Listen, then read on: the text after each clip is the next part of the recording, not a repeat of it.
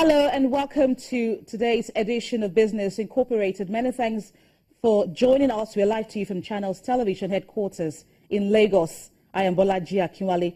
Today on the program, the total value of capital imported into Nigeria in the third quarter is estimated at $1.8 billion. The UK develops deeper trade ties with India, plus FMDQ OTC launches an academy.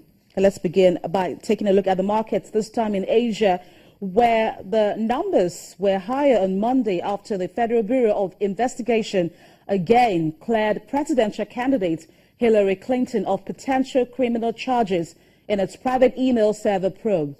The Australian benchmark ASX 200 closed up 1.35% at 5,250, buoyed by strength across all sub-indexes except gold, which shed 3.14%. Japan's Nikkei 225 finished up 1.61%.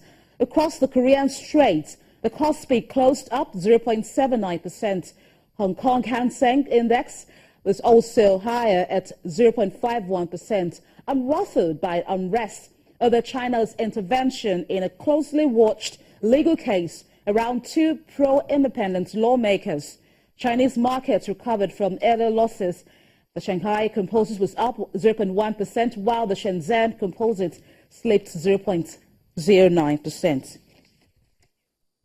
And to Europe, bourses were higher in morning trade today as confidence grew over a Hillary Clinton victory in the U.S. presidential elections. Let's get a broader perspective to the development of the markets in Europe. As Olaf Krieger, who is DWTV financial correspondent, joins us from the Frankfurt Stock Exchange. Olaf, thank you for your time. Now, why is Hillary Clinton driving the confidence at the markets? We'll see how the numbers reacted positively to the conclusion of investigation by the FBI.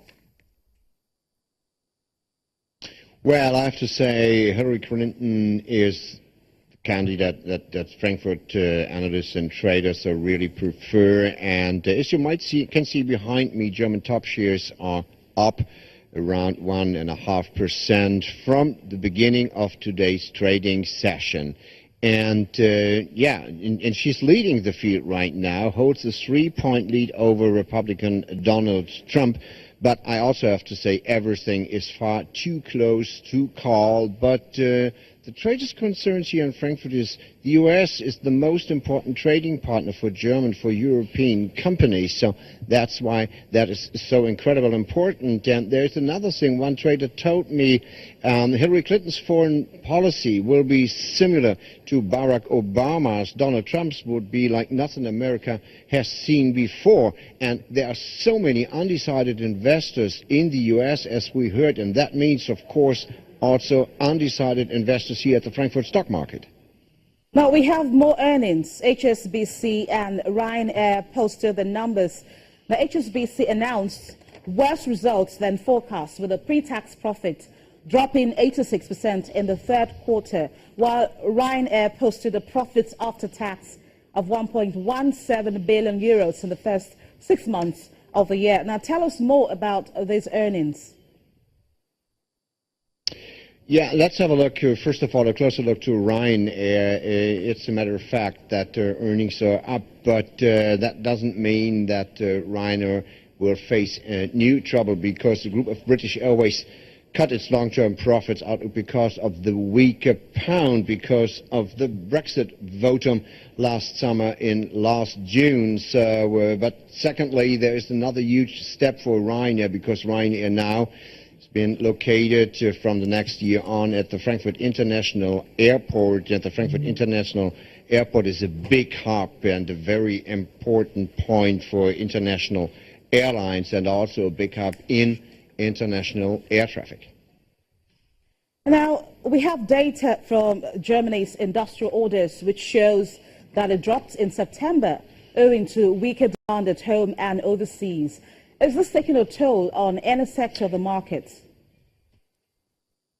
This is quite interesting because, first of all, the numbers German industrial orders posted a modest gain on the third quarter, despite of the a dramatic fall in September, but it shows also, it is also a big concern that so many economies in Europe around the globe are not in a very good condition, and that means for German companies, their business is of course export driven, have to face some blow probably, because as I said, there are many economies not out of the woods, and that's very important for German companies.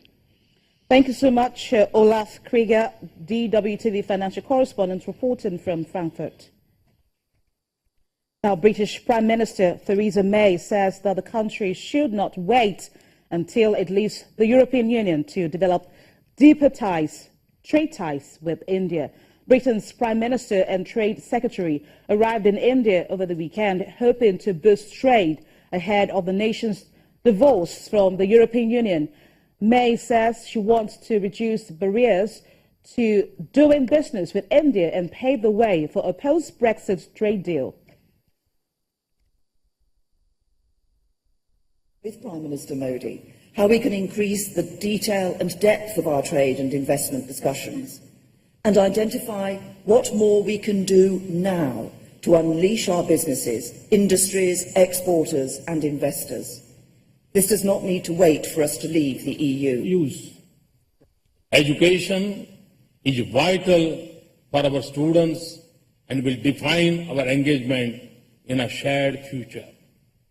We must therefore encourage greater mobility and participation of young people in educational and research opportunities.